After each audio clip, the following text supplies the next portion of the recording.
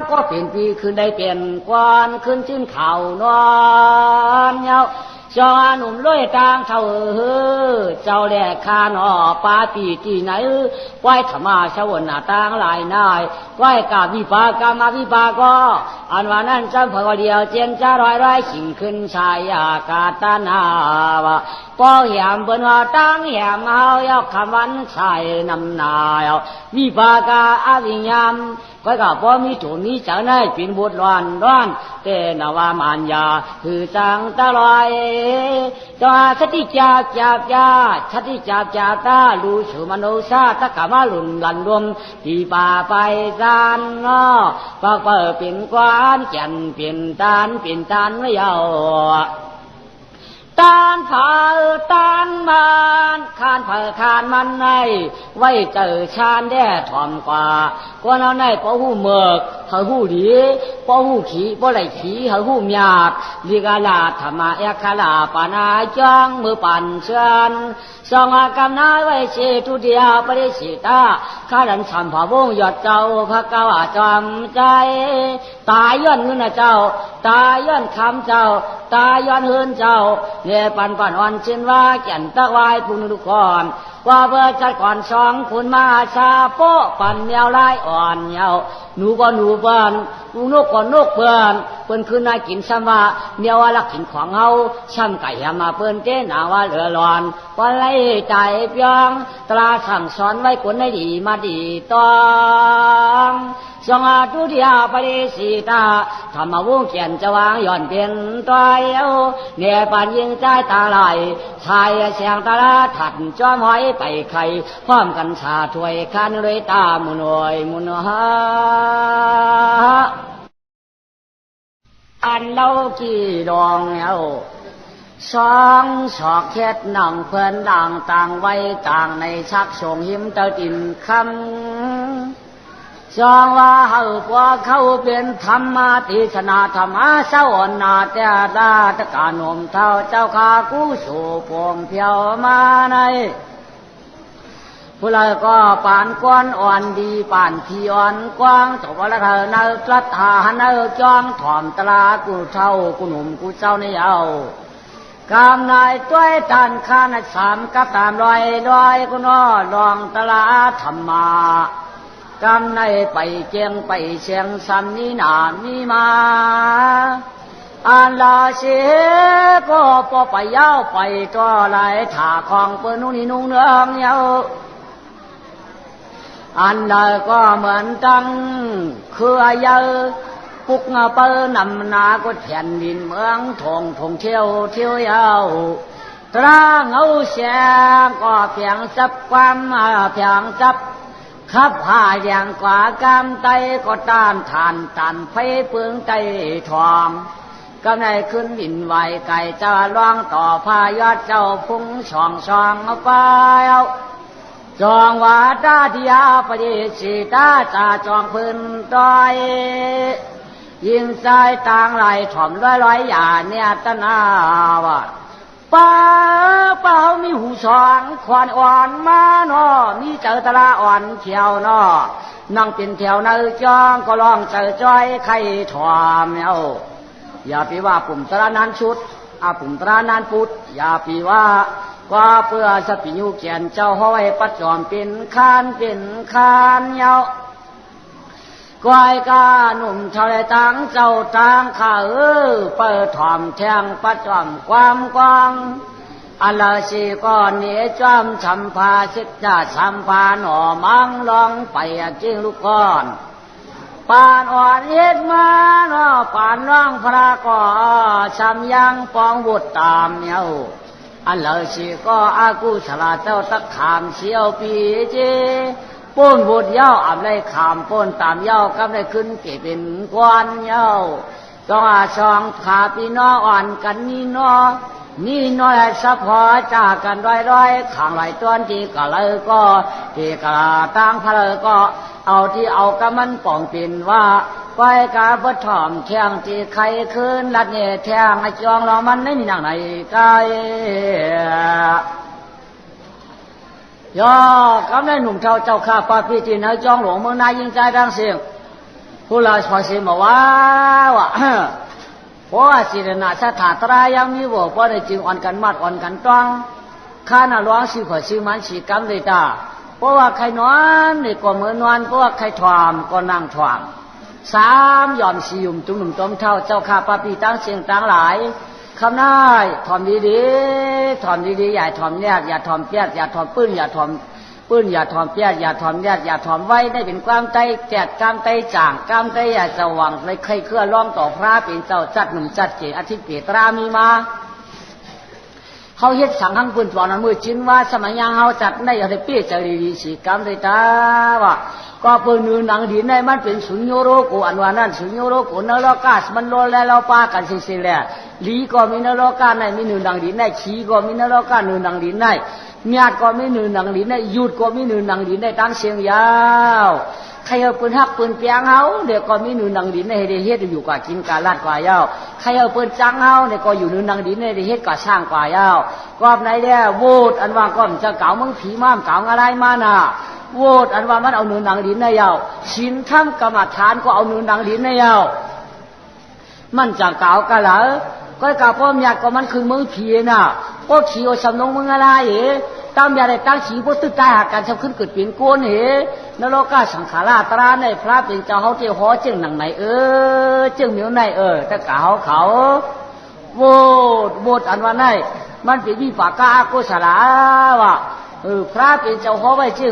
ไหนน่ะวิบากก็อาวิญญาณวิบากาอาวิญญาณามะวิบากาวิญญาณพวกบางทีจะได้เป็นบุตรร้อนยาวพอได้เฮ็ดจีปืนกับปืนเฮ็ดจีเฮายาวมันเก้ากันนรกาตั้งเสียงยาวกำฟังสวะโลเนี่ยว่ามันได้เป็นคนหลีคนหยาดหลงมันได้เป็นคนสีคนโยหลงเฮียมันกัดตายยอดเจ้านั้นเฮียมันกัดตายยอดเจ้าไหนอำตันตายโยตกรวดตกกาอำตายเนี่ยหมักกองหมักเมียกอำตันดีตายยอดเจ้านั้นเจ้านามันเป็นคนโยนั่นคนโยในหลงว่าในเขาหันเตอตากไว้แหละเขาหันเตอจัดดูเขาขวาห้ามบอกพอละจัดก่อนปันอ่อนหมอนให้จ้องจะอ่านหมอนห้อยจ้องปืนหินมาปืนเปลี่ยนหือมาอ่านวันนั้นเขาจอมหันลูกเขาหันถึงตีเด่นนี่เพิ่นนี่มันหลงนี่เพิ่นนี่มันหลวงนรกาหลงในนี่เพิ่นก็มันเตี้ยนเพิ่นเตี้ยนก็มันปีสั่งให้ถือนรกาหลงในจะเกิดเช่นชาได้หลีนี่ในวันให้วันนาหนอเพราะเขากัดตอบเพราะเก่าวันบุญกับปืนตอบวันเฮายาวเพราะเขาตอบวันบุญกับปืนตีแจ้นวันเฮายาวความไหนเด้เช่นชาได้ดีๆละอามเหลือเวลาร้องพระเป็นเจ้าเขาย่ำรอดไรกู้ฉลากามกู้ฉลากามกู้ฉุนได้เป็นกลางดีนะกู้ฉลาดได้เป็นตั้งขี่ตะกะเขาตั้งเสียงหนุ่มหายใจยิ่งเสียมว่าก้นชาวก้นเก๋เสียมว่าอาทิเปิดรามุนจังเสาเต้ที่เด็กคันไรเนี่ยขลาดเนี่ยไอ้เจ้าอย่าดูก่อนตรามุนจังก็ไปเจอตรามุนจังเจ้าเก็บเอาเนยดีก็เองเก่าลาดเดี๋ยวจะกะเขากูก็อยู่ยาวก็เปิดก้นแล้วเนี่ยมันอันเขาเกิดเลยป้ามาเนี่ยมีอีหางไหนอันเขาเกิดเลยป้ามาเนี่ยตัวสาวป้ามาอ่อนตั้งเสียงจะว่าป้าตินป้ามือป้าหูป้าตาป้าที่เป้านะอันโผล่มาจอมมันเนี่ยมันตัวสาวตั้งเสียงตัวสาวเนี่ยเยอะมันอ่อนขี้มันอ่อนดีนะก็ไหนเนี่ยนรกาพระเป็นเจ้าห้อไว้ว่านรกาสองป้าเนี่ยอันใหญ่ได้ถูกเจอดีนะมีเมียวหนึ่งว่ะอันเรียกเลยถูกเจอดีนะมีเมียวหนึ่งว่ะก้าวก้นเบิกกติว่าเป็นเมียวหนึ่งก้าวก้นดีกติว่าเป็นเมียวหนึ่งเอามันบ่ไปหันอาทิตย์เปมันได้อันหนึ่งได้อย่างดีนะอันหนึ่งอย่างหนึ่งดีอันทำหนึ่งเรียกหนึ่งดีสมานในเก่าก้าวก้นเบิกเต็มลาเดียวไปก็ก้าวก้นดีได้เป็นอย่างละอันอย่างไหนกู้สวยอย่างน่ะปารามีอย่างไหนดีนะโตชาเรียกโมหะวิจารเรียกดีนะก็นั่นแหละโปโตชาอย่างคิดเบิ่นก็ยาวเป็นจังหนาทางช้างพวกกู้สวยอย่างนี้เป็นหักหนาผู้ชี้ทันปันขีพวกกู้สวยอย่างพวกกามอย่างเปิ้นว่ามันเป็นมูลเป็นคูพวกกู้สวยอย่างกามอย่างพวกโตชาอย่างนี้เป็นว่าคนเป็นลายวันตายก็จำเจ้าพวกโตชาอย่างนี้วันตายเช่นจำอย่างคือทางอาชาติน้ำมันน้ำคือทางคนหักในน้ำมันน้ำคนจังมันก็อย่างนั้นพวกโตชามันอย่างอันจอยโตชามีอันจอยโตชามีหางไหนเนื้อตราเขาไว้หนังเก่า ถ้าใจตัวซาในมุหาวิจาปึงหนึ่งก็ตัวซานาอำหันพระตราในจึงก็เพื่อพูดเลยโลภะกุศลตราก็ใจตัวซานาก็การใจตัวซาในมีเสียงลูกก่อนนะลูกก็ศีลาหาป้าในมีหังหลานใจตัวซาไหนอันจ้างอันกำในใจตัวซาไหนอันกำปานาที่ป้าก็ไปใจตัวซานาอันกำอาทินาก็ไปโพใจตัวซานาอันกำกามีสู้ก็ไปใจตัวซานาอันกำมุกชาก็ไปใจตัวซานาป้อมกำนำเราในใจตัวซายาวในเป็นใจเห็นใจยาวตัวซาตั้งสิ่งตั้งหลายยาวเพราะว่ากินน้ำเราเยาะเพราะในจึงอายก่อนโกอายเอาเนาะตายก่อนโกก็ตายเอาเมื่อเขาไปกินเราได้หันก็โหเปิ้นได้ตันก็โหโกหนูเพื่อเขากินเรามาตาประมุนแจนก็โหหันก็โหเปิ้นมีหูในมือไว้เอาใจก็แจนหลังมาก็เหนียวตัวชาก็จอยมาก็เหนียวอย่าก็อย่าเลยน้ำเราเอาเมาก็เมายังฉูหลายเอาลาก็ลาป้องก็ป้องห้องก็ห้องอุ่นก็อุ่นเอาคุณก็มันตันคุณเอาคุณก็มันตันคายเอากาใครวายเอาจังก็เปิ้นจังหนามาก็เหนียวเอาก็ปืนไหนเด้ดันจอยตัวชาได้กินละจอยตัวชาเป็นเราอ่ะพอกินเราตัวชาก็อย่างมากก็เหนียวก็ถามมันตีเรียกกันหนึ่งเช่นอย่าง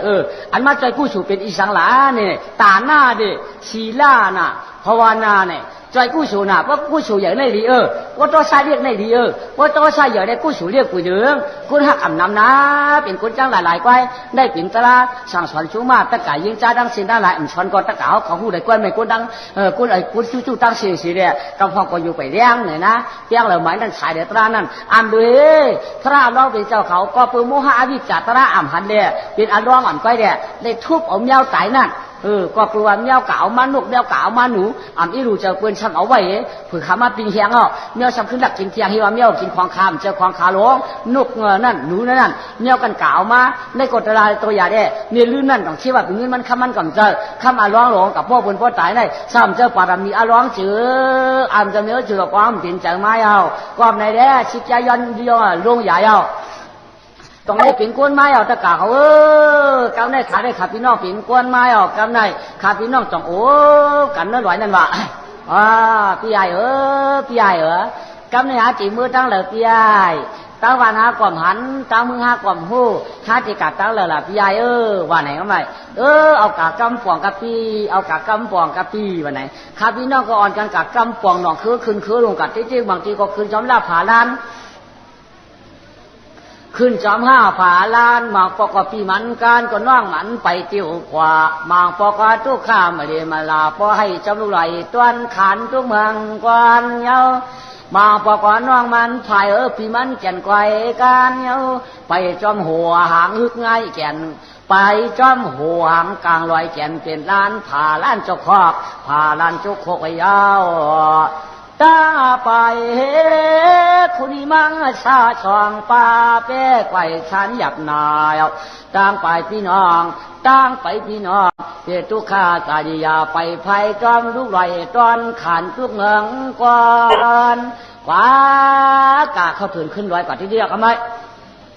เขาหิมมาวนตาต่อตั้งกาที่เตี้ยกว่าที่เตี้ยกันได้ย่อเสียงให้ข้าพี่น้องเสียงห้องขันน้องพี่มอลงไก่ว่าไหนก็พอมันมอลงไก่ไหนเจ้าการชื่อหิมมอนตาต่อตั้งนั้นชำนี้มีพายหลงตัวหนึ่งว่าไม่มีพายหลงตัวนั้นก็ชำอยู่เนื้อทำเนื้อหูสีแดงยังยิ้มสิงขาพี่น้องห้องไฮลงกว่าก็ได้สิงขาพี่น้องห้องไฮนั่นว่าอยู่เด้อไหนตายกำในคุกจะได้ลาเพียเกจูแม่ตามเจ้าแม่วัดเดียวคุกจะไหลใจอ่อนแต่เมียเจ้าเมียวัดตีเตรียมชวนข้างในเป็นลูกเมียวัดตีป้นเชียงที่เลี้ยงอยู่ตามเจ้าไว้ก็เป็นอนาถานเจ้าชัวขันเจ้าทุกข้อมาหนอขิงวันเจียนอยากว่าอย่างว่าอันเมียวตายในปีนั้นขันเจอมังกรคำวันเมาสาก็มาในเชียนทุกจ่าป่ายังไม่เดือดร้อนเมียเมียหาในไปดูน้ำเนี่ยบัดกี่หาในปีนั้นทุกข้าใจดีอยากเต้นเนาะเมียตาสีวับลูกมาเนี่ยตาสีวับลูกมาพี่น้องเนี่ยให้ลงปากเขาหน่อยจ้องกะต้องสหูเมียพายลงอายุเนื้อทำตั้งอยู่ยาวเมียพายลงตัวนั้นก็จ่องลูกไม้ก็ไม่ว่าเสียงสังว่าไหนก็ไม่ สิงให้โมลงมาจักจ่องได้เทว่าขี่หมองจอมมีจอมลูกจอมล่างของนั่นอีสังนายพายก็ช่างขันเฮ็ดโกนเด็กกว่าหาขาได้ก็ได้เพราะว่าเขากาดด้วยไอ้ขี่อันนี้เลยมันเป็นฉุดตกว่าร้องพระเป็นเจ้าวัดจึงเขาติดเทียบเอาเฮ็ดดูเฮ็ดล่างเขาสังว่าเขากาดด้วยเนี่ยมั่นใจเขียนเนี่ยร้องพระเป็นจะสร้างจะสร้างบุริษะก้นวันโตๆตันๆนั่นจึงชี้เขาชี้เขานายพายก็วันไหนไปเมื่อชั่วไหนไม่ยอดเขานู้สองหนอคาปีนอกก็น้ำตาหล่อพัมตั้งตึกตุกย่ำแบบกำแหน่งใจนายพายจังว่าหลานหลานป้าวันนี้ห้องว่าสังหลานห้องว่าสังหลานเก่าเชียงเมาวังก็ต้องจอมลูกสันกวางห้วยลิงเทศสางคือพี่น้องมาวัดแช่นจริงผือไม่ดำยาวเทศสางอยู่สางเมืองพื้นเจกางยามชิงตันหล่อเฮียงเสียงขี้เสียงผ่านจ้าแก่นคานจะห้องให้มาสู่กันให้เป็นลูกเผยใกล้จะมองแน่ใครนายพายถามกว่าทางไหนก็ไม่คือเป็นลูกเผยเดี๋ยวนี้ว่าเคยอยู่แล้วสิงห์สิให้ดงไม้ออกกันได้นี่ว่าข้าก็ว่าก็ไม่ป้าป้าคือข้าพี่น้องอยู่ทางปรณาสิเตืองแสงพี่นันคานเจอเมืองกวนแก่นตกแรงอยู่อยากก็กาเปียอย่าเฮาตายสิวันก็ว่าขึ้นชอว่าตายสิช่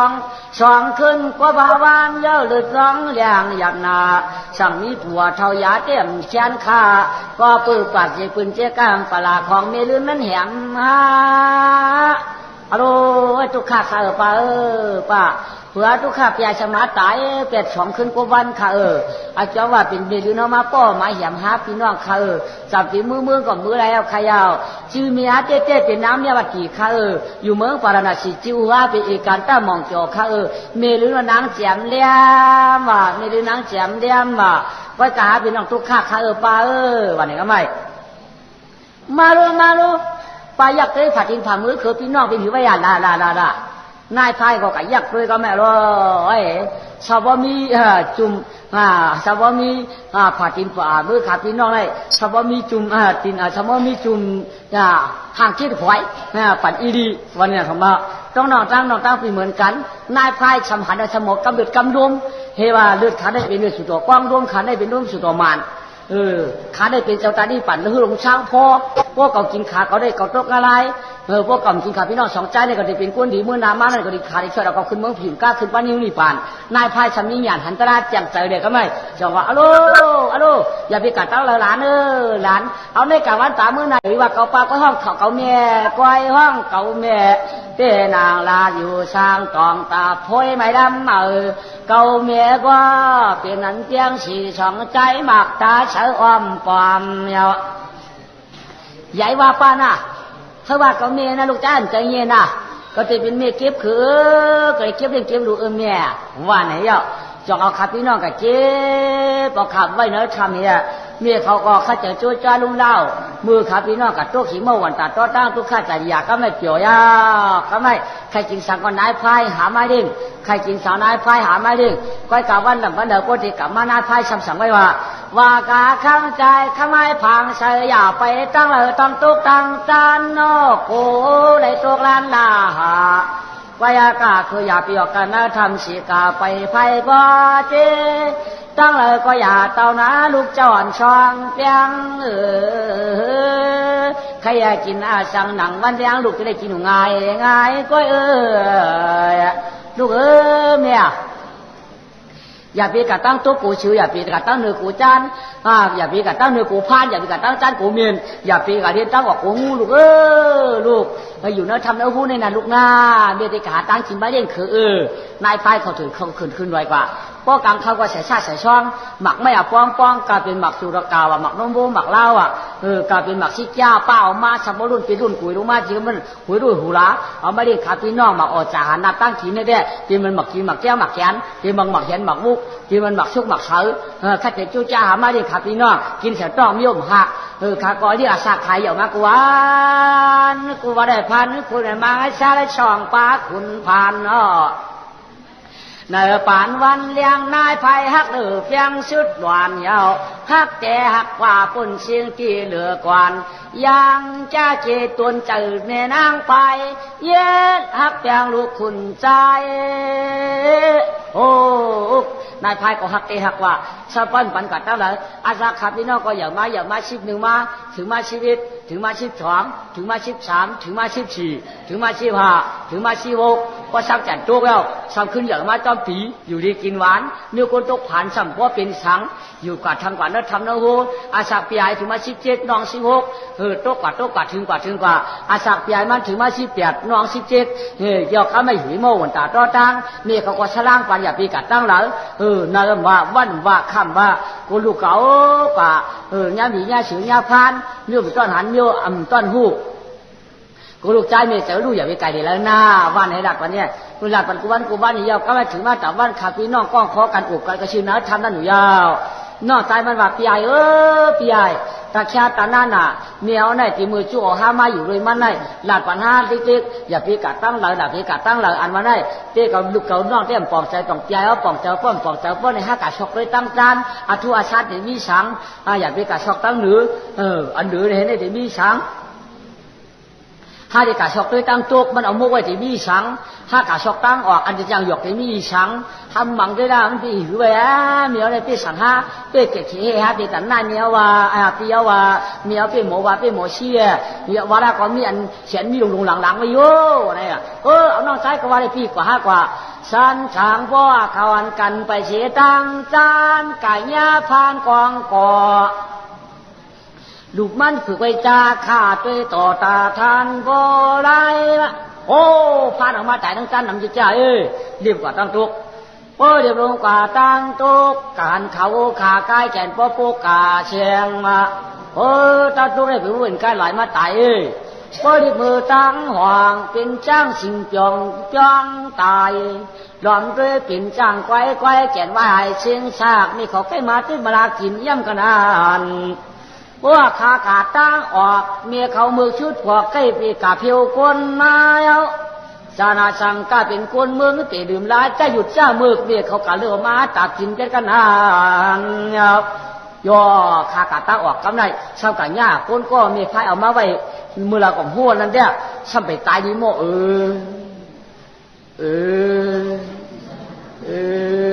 ว่าในอาปากงาปากกำไรว่าข้าพี่น้องกะหันยังยังมาโมบ้าข้าวกันเนี่ยเป็นเยอะยังว่าข้าเราด้วยเป็นคู่น้องไม่คู่ก็ตอบถามไม่เปลี่ยนพายเปลี่ยนกวนข้าเปลี่ยนกวนอยู่กันละข้าอยู่กันนะทำนี่พออยู่นะทำได้ผินดุกพายหมดเจ้าเหมียวใจแจกจางหมดใจใหญ่ว่าใจวางคือกวนเปลี่ยนยาฆ่าไอจามวนเปรี้ยวไรเด้เปลี่ยนยาวเกาข้าได้จุกตั้งสินพายหลักเอามาเจกินก็มากินเจย่ำก็มาย่ำน้ำข้าวสัมปะยาวเจกินก็มากินฮักกินไปร้องจางกาอาโลยาวยอยู่เมืองแล้วอยู่เมืองกุลุถาวรค่ะ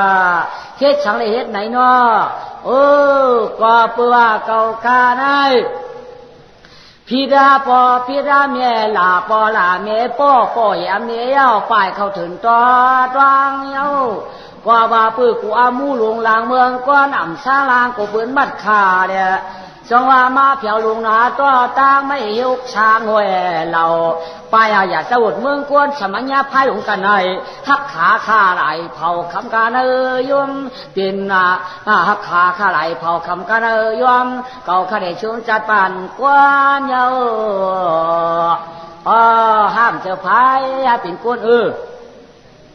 ไปกามือเหลืองได้เมียวได้เป็นพายเป็นพายค่ะอาโลเคติกินห้ามมือว่าเป็นในเต้ห้ามมืออยู่นั่นทำขึ้นขำไปอยู่นั่นทำอยู่ขึ้นทำไมถ้าช็อกได้หนือปุ๊บหรือว่าทำในมีอย่างเมียวว่าใหญ่ก็คือตั้งหนือว่ามีอย่างมือขากั้นขานวุกนวับทำนั่นทำไมขาจองกาหันอย่างไรเนทำนั่นทำเนเอาวับทำอันนั้นทำนี่ไม่2 เสียนในสังเกตก็ทำไม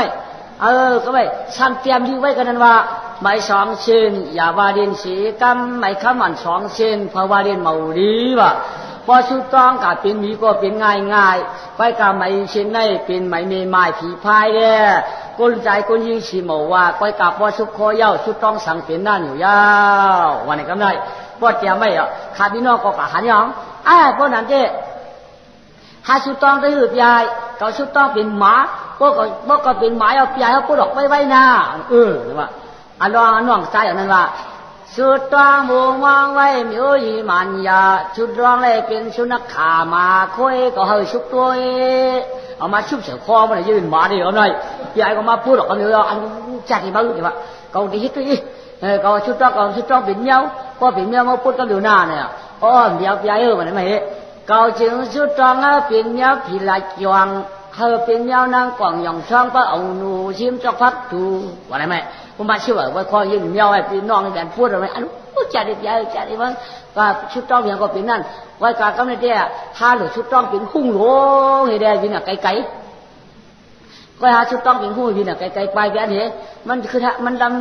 ำจังห้ามคืดก็การเมื่อในกากองกาเจ้าน่ะเอาถางไข่บ้าผมคือท่ามือผูกมือห้ามไกลกะถ้ากาจิ้มเจ้าวันนั้นไหมมันรันกันหนาน้องไปกับพ่อมเจอกะไก่ที่มันเจอวันนี้ถ้าเจอกะไก่กว่าวันนี้ไปกันไล่เงาไล่ตอนตะวันปนพรตอนห้าที่เจอกะไก่ห้าตีทำไมก็ไม่ให้เจงหนาววันนี้ไม่ถ้าจะไม่เจงหนาวก็วันหนาวว่าไม่พายคำนี้อย่างเนี้ยคำเนี้ยกินหมักไม่หมักหรอกว่ามาคำเนี้ยหนาวไหมนายพายก็หุ่งเขามากำลังดูตัวร่วมซ้ำนี้ร่วมหนาวสั่งยังเป็นหนาวยังเป็นหนาวหนาวในเจ็ดวันเช่นนี้ปลอกนายพายทุกเจ้าหน้ามาถามข้าพี่น้องกันได้ว่ากามิโอกวนนาข้าวนวลช่องหนออาณาจักรในตองคือยามปอมีนายเก่าเมียกำด้วยในอาณามีสังตั้งนี่ตั้งหนังแดงมันหนังงาพวกน้ำเป็นสังสีตั้งหนังตั้งตีก้อยกาตั้งหนาวคือในพวกหนาวเจียงไหนมาเมาสาอียาคือนั่นที่เอาสังยาหมอรัดว่าจะเป็นไอ้จ้องเจียงไหนมาก็ไม่ได้เจนจ้าตั้งยาคือในเปียงหนาวอยู่ในพวกกำนี้นู่นคือในยังมึนกันหูทั้งมึนมือก้นหนาวไปกาเปียงคือในเมียอยู่เมืองก้นว่าใกล้หนาวเจียงไหนหรอค่ะใกล้หนาวอียาคือได้มันได้กินก็แค่หรอฮะป้อมได้กินยาได้มันแค่นค่ะเมียอียาคือในรู้อย่างละอียาห้าแต้มอยากชันคาเป็นหมักหรือไม่หนุดดอกก็ยังเอาใครเอาหมักอย่างละไปกาเป็นหมักชุกเนาเช่าห้องหมักมงไก่เย้ามาล้างก้อยยามันเปลี่ยนนะช่างก้อยกามีหามาไว้อย่าเย็นกลางยาลูกเชี่ยวเจียวจึนขี้ขาวหมักไม่ตัวนั้นชุกอยู่เฉยๆเรียมเนาเช่าชูโหก็ตื้นหงหมักนั่นค่ะมีที่มาอย่าหาพี่น้องได้วันนี้ก็ไม่วันนี้ไม่นี่ยามมีตั้งเลยล่ะมีนั่นยามมีตั้งห้องเรามีทำไมไม่มีเขาก็ช็อกเราปัดที่ว่าชุกก็ช้ำจังเนาว่างเช่ามาก็ช้ำจางหงกะตัวอะไรอย่างหงมีกะตัวอะไรหมักชุกเรียมเนาก็มีช็อกหนึ่งกาหนึ่งตามกาหนึ่งกาหนึ่งตามกว่าหนึ่งกว่าหนึ่งตามกว่าได้ยังก็ไม่มีเขากว่าใครเอาเฮ้สากับชุดต้องใหม่ฮารักก็ได้ขาการกินคืนทำกว่าก็ได้ว่าขาการคืนทำกว่าว่าไหนก็เอาไหมชุบคอขาพี่น้องไอ้ชุดต้องเอาไหมยามาเหลียวชุดต้องขันไว้เฮาดินไปเดียวเปลี่ยนชุดต้องเปลี่ยนหุ่งเจนาว่ามันขันเฮาไว้บินเฮาไฟนานายขาพี่น้องชุบก้องคอแต่หนาว่าลายตันหือร้อยสานาสังเย็นเป็นหุ่งหลวงลันกันลัดนั้นกาหมอกมุยน้อยหมอกมุยไว้ชุมขาดปุญญาวกว่ากำในยินยาวพี่น้องกำในเจ้านายพายสัตว์หันกล้องเงาขาพี่น้องกับตาหัวตาว่ากำในโอ้ลูกชายเขาลักเอาไม้เขาเรียนยาวลูกชายเขาลักเอาไม้เขาเรียนไว้ในเด็กขายิงกันเดือเขาเรียนกันแต่อันขึ้นเขานายพายคำให้คำตกยันแต่โอ้เขาในนายพายเขาเรียนแล้วว่าตัวสีตัวใหญ่ตัวเจ็ดตัวเก่าซะ ใครเข้าก็เลยเข้าใครขี่ก็เลยขี่มันก็ยุ่งขี่เครื่องมันก็มันขี่ยุ่งมันก็ยุ่งขี่มันก็มันขี่ยุ่งมันก็มันขี่เครื่องมันก็เครื่องขี่มันก็ไม่จริงๆคือเรียนถูกๆกว่าก็เป็นลำเลยไงอ่องมันก็ห้องห้างให้ลงกับจอมหลังจีเบิ้ลใจคือได้เมียใจคือได้เมียลูกชายเจ้าเงี้ยขุนกวนเชื่อหรือหยับเมียเรียนถึงหน่อยต้นป่ากลางใจคือได้เมียข้าลูกชายเจ้าเงี้ยง่อยมีได้ตายจอมลอยแล้วเฮ้ยนะลูกคือได้ลูกคือได้ลูกข้าพี่น้องก็พี่เด้มีได้คือได้เอาติคือได้วิ่งเฉาพับดับว่าข้าพี่น้องเฮ้ยน่ะก็จับเนื้อตัวไม่มีคำเดียนโทโยกันที่คือดีๆทำลูกวินมีคำเดียนจอมวินข้าวินกลางเอาเด้เด่นวินหัวกันเลยใจคือได้เมียใจคือได้เมียให้ลงกับจอมหลังที่ชื่อว่าโมกับจิ๋วใจดูใจอ่อนมันนั่นก็ใครดูนั่นก็มองกว่าก็ไม่ช้ำนี้ไม่หูหลงตัวหนึ่งมีกลางหนองมันก็ช้ำลึกหนาน้อยมาหวัดไม่หูไงไม่หลองด้วยปีนี้ช้ำว่าตัดสัตว์คู่กว่ากันนั่นก็หลองมันลึกหนาช้ำว่าหันปืนนั่นน่ะปีว่าดันสัตว์คู่ก็รู้เราเลยปูเลยช้ำว่าปูก็ปูเยอะนะวะปูโลเจ๊บ้าย่างเบื่อมาอ่อนเดี๋ยวได้จะว่าต่างหาปากอาชาเนื้อย่างปูเป็นดังปูอ่ะโอ้ขาพี่น้องเนี่ยครับเขาไม่หุ้งไหวอะยากับพี่เดือไปไม่หุ้งมันยาว